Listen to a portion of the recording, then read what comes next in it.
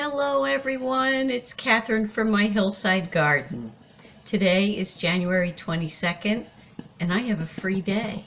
The reason for that is we had 8 degrees last night and a pipe burst at work. So no work for Catherine today, at least not at my job. I've already done a ton of things and it's just after 11 o'clock. I wanted to bring you along because I wanted to talk to you a little bit about what's over on the counter. I'm using both my phone and my Kindle at this point because I don't know if the phone is going to transfer over to my computer. So we'll have to see how that works out. But I wanted to bring you along because today I wanted to talk a little bit about New Year, New Skill, which is something that I talked about last year when that tag was going around. And I had said I wanted to learn more about food preservation, which I did. I've done an awful lot of canning, and I'll be cleaning up my jars while I'm talking to you today. I really learned a lot from a lot of creators on YouTube. It is such a resource. I just can't even explain how grateful I am. But I know if you're watching me, you also watch other creators and learn a lot from them. So I learned a lot about canning. I do water bath canning and pressure canning. I did the beef stock. I actually roasted the bones and made the stock on Monday, canned those up yesterday, got 11 pint jars, and they'll go onto my pantry shelf.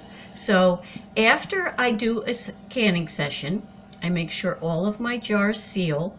I let them sit overnight. And the next day, before I put them away, I wash them. Now, why would you do that? Well, there's a couple of reasons. You always want to check your seal to make sure that your seal is good. Another reason is you need to take that ring off. You don't want to leave that on your jar in your pantry. Partly because there could be fluid under there from being in the canner. There's a lot of steam that goes on there, so it could cause some rust on the ring, and then it could actually rust to your jar. Or it could cause a false seal.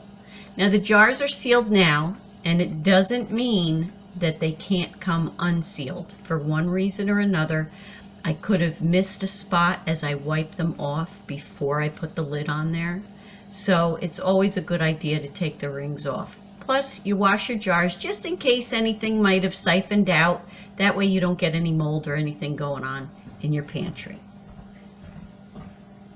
So what I do when I check them, and I'm sorry for the sunlight, even though it's so cold out, we have a glorious sunny day. I wish I could be out in the yard.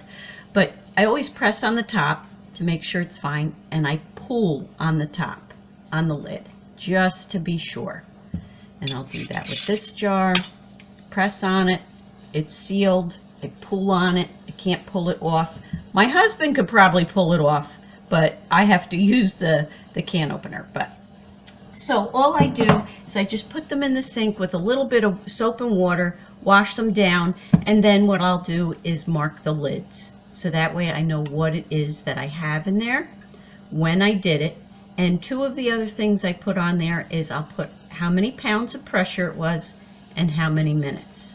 And for me, that's important because I'm still a newer canner. If I should happen to have read the wrong thing in a book, I only use the National Center for Food Preservation guidelines and the guidelines established by the Ball Company. So if I were to make a mistake, I could always look back or think I made a mistake. I could look back at those jars and know, okay, I canned them at 11 pounds of pressure for 20 minutes. And that's what it was supposed to be at. So, and plus I'll have the date on it, so I'll be able to rotate stock in my pantry. So I really feel between learning more about canning and doing the canning, I've got that skill under my belt. The other thing I also did, and I'll talk about in another video, is I did food dehydrating, and that has been a great help as well. For this coming season, what I want to learn, my new skill, not really a new skill, just how to use my skills better, would be using what I grow in the garden. I tend to be one of those people that, I'll look at the seeds and say, ooh, pretty. And I buy them, I grow them, and then I don't know what to do with them. Most of the time I'll share them because I have tons of friends. So I'll share them with others. But I'd really like to get better at, I want to grow collards and eat them this year. I don't want to just grow them to share them. Some of the other things, there's been different squashes. I've learned a lot about butternut squash and different soups, which I've really been enjoying. But I'd like to try some other recipes with my winter squashes and things like that. So part of that is cooking what I grow, eating what we grow. And I've decided for the garden, I've had to cut back. I really have. Last year was really a lesson for me because I had some health issues in this early spring. I ended up getting the flu and I had it for 10 days. It was not pleasant. I don't wish that on anyone. So this year I got my flu shot in the fall. Then in the summer, which really killed my growing season for me and my gardening, I had my first diverticulitis attack, and that was a good 6 weeks, 8 weeks. That was half of July, all August, and into September that I was just miserable trying to deal with that. So I'm cutting out my Zone 7 garden. Doesn't mean there won't be a garden there. My brother's going to take that over, and he's going to garden there. So that's good. And I don't have the community garden. We didn't do that last year either, but we're not going to do it again this year. I'm just going to concentrate in our yard. And I'm going to concentrate more on the things that we like to eat. Tomatoes. I held myself back from ordering Ooh Pretty. I only got 2 new varieties to try this year. And I did get a couple of new kales to try that I thought were very interesting. And I'm going to go with a lot of salad greens again. Peppers. I decided I'm going to put the peppers up in the iris bed because I think that area gets the most sun. And while the house stays warmer in the microclimate I have in the deck garden, that gets the most sun up there. So that's why we're going to put that up there. What else I'm going to try cauliflower again. I haven't been that successful at it, only 1 year, and that was when I planted it in the planted the cauliflower in the deck garden. So that's where I'm going to try them this year and see maybe if I can get some cauliflower this year.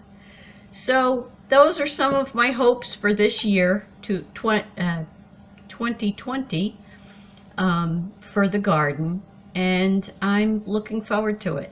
So if you have any suggestions about something that might be fun to grow or recipes to share, I'd be happy to have them, or for you to do a video response and share the recipe, how you fix something from your garden for your family.